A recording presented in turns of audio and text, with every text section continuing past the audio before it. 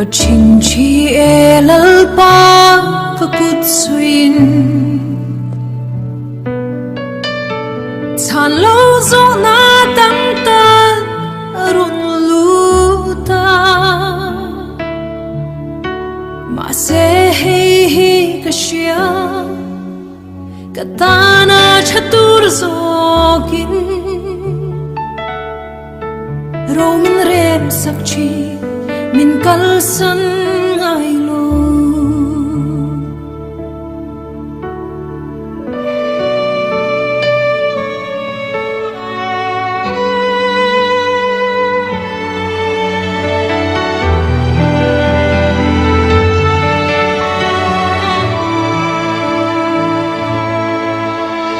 zum lam thirin van lam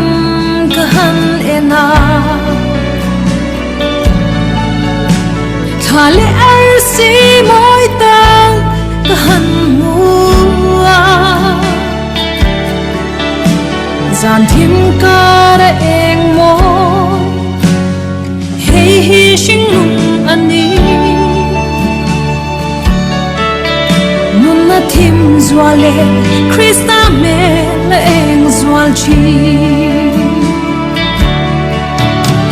tak lo bir le pui ngai ma ka lo ku ne nang lo vat ki the lo man tak ni si lo hi min ko va itel lo chuang ka kal thiam lo lal pa nang in o min shua yang te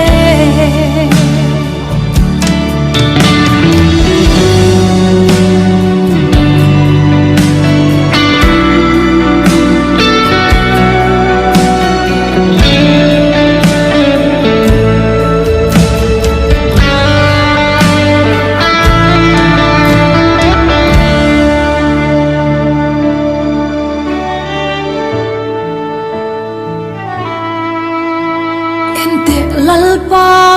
kanun ramachao thing ro pian aldu antimo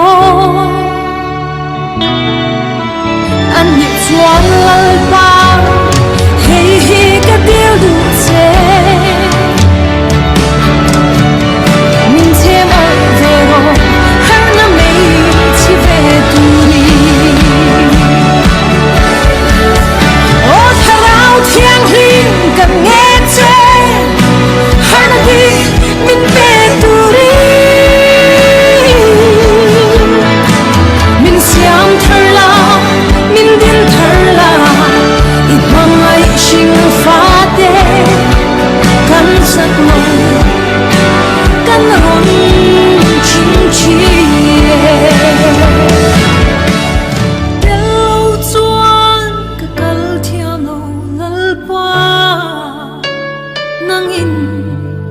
min shua yang te nang in min shua ang te